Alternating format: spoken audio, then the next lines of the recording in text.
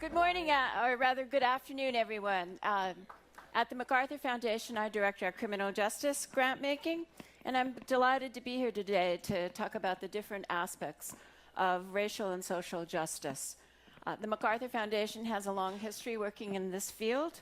For more than 20 years, we've worked to create criminal justice systems and juvenile justice systems that are fair, more just, improve public safety, and most importantly, help people in conflict with the law become successful citizens when they return to their community. And addressing racial and ethnic disparities is a critical element of our work. The Safety and Justice Challenge, our newest initiative, is dedicated to reducing mass incarceration by changing the way America thinks about and uses jails.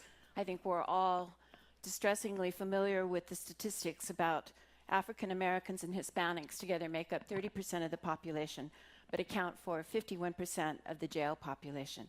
Moreover, jails have become warehouses for those too poor to post bail or too sick to receive treatment and care from often limited community resources. So this afternoon, what we'd like to do is to hear from a young man, Larry Flores, who at the age of 14 was given a life sentence.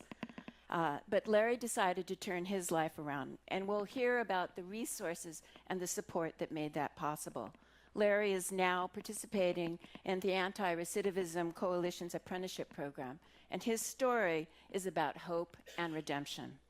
He'll be interviewed by Scott Budnick, the founder and president of ARC. And while some of you may know Scott as a producer of Hangover 1, Hangover 2, and Hangover 3, Sorry for 3. Scott is also a fierce champion of children in need and a dedicated criminal and juvenile justice reformer. So I'm going to turn it over to these two gentlemen this afternoon. Thank you, Laurie. And it's great to be here. Great to see everybody. I knew this kid right here when he was 14 years old and he came into juvenile hall. So to see him sitting here in a coat and tie is trippy to me. I saw him many years in prison. When I was teaching a creative writing class in the juvenile halls, Larry, his first time ever arrested at 14 years old, was given a life sentence. And the fact that he's sitting here now, for those of you that know the last 100 years in California prisons, is nothing short of a miracle. Larry was supposed to die in prison. And it was due to some legislation that we worked on with Human Rights Watch called Senate Bill 260 that allowed Larry to get to the parole board and have a youth offender parole hearing that recognized how young he was during the commission of his crime. And when Larry left the juvenile hall, I lost track of him for a little bit. And the next time I saw him, he was a totally different person. He was a young adult. He had changed. He had made decisions in his life that sent him on this path of being sitting here right now. So Larry, I just want to figure out, like, I think everyone in this room, or virtually everyone in this room, believes that any child can change, and we shouldn't give up on them on the first time they make a big mistake. How did you change, and what were the moments that led you there? I started change when I was sitting in the cell with my stepdad. My whole family was they were broken. Everybody was gang members. So I was realizing that this cycle of, I like to call it nonsense, it was going nowhere. My brother was in prison, my mother was getting deported, and I was sitting there with a life sentence, 18 years old, with my stepfather. So we had a conversation. He told me, I didn't do the things in the streets for you to follow my footsteps. So that was a little seed that he planted in my head, and I grasped it. I don't know if he meant to do it, but he did. So when we separated, he went to a different prison, I went into another prison. I started thinking about it because I was 24 lockdown. I was in a high-risk facility for all the dumb mistakes that I made in my beginning stages. So I made a decision to get away from the game. Then I met some guy named David Amaya. I was lost. I didn't know how to change. I didn't know where to go, how to do. I just knew I wanted to change. So he showed me something. He told me, there's something in you that I see. It's like a little flame. It's like a little flicker. And that's called hope. And I'm here to reflect that off of you. So I took it. And everything, I picked his brain. And I don't know if you guys know about the level 4 prisons, it's like the highest ones. There's really no self-help groups. There's no self-help. So I had a GED, couldn't go nowhere, had a job, really didn't do nothing. So everything that I needed to change, I needed to do on my own because nobody's going to help me. So I sat there and every day, we would go walk around the yard. Instead of participating in nonsense, we'll go over my life. I'll go over his life. Today he sits outside. He did 25 years. I did 11 years. But by each other, we bounced ideas off of it, and we figured out who we truly were behind the masks that we carried for so long. We really weren't. And so it took somebody in prison who was another lifer, who had been through it longer, to mentor you. What other things did you need in that process of change that either you gave yourself or the system gave you to get to the point where you actually go to the parole board and are sitting here right now?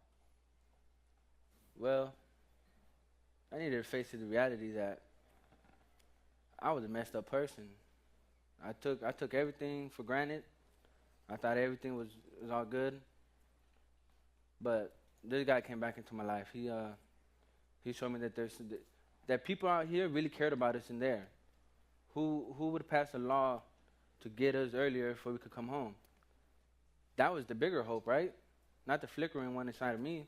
That one was. So that showing that people do care, then that really gave me the drive to continue to do better things in life. Well, I give it up to you. The part he's not telling you is he had a 7-to-life sentence. He went to the parole board after he served 11 years, 12 years? 11 years. 11 years.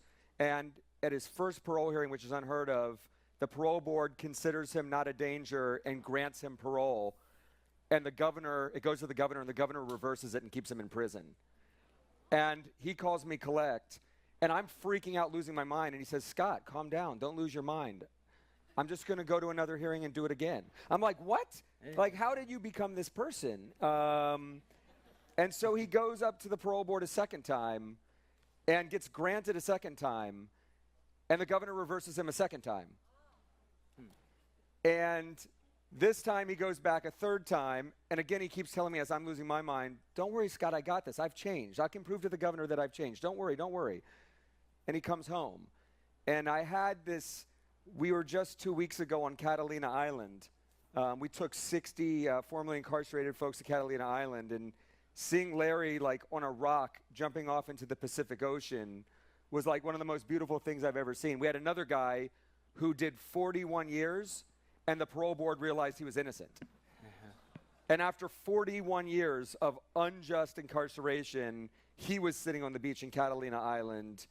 And it just was like such a wake-up call that we have so much more work to do. Like, thank God for SB 260.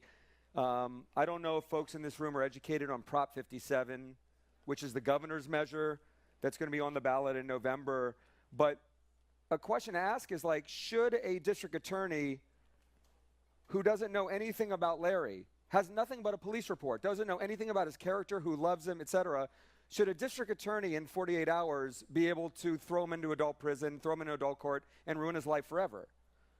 Or should that be a decision that a judge makes with all the facts and everything about who this child is?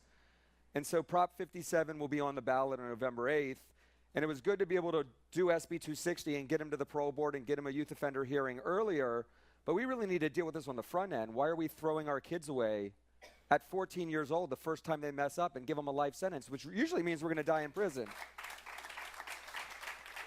So Larry, we got 1 minute and 30 seconds. Tell everyone here what you're doing, what your hopes are, what your dreams are, and how your transition out here has been so far.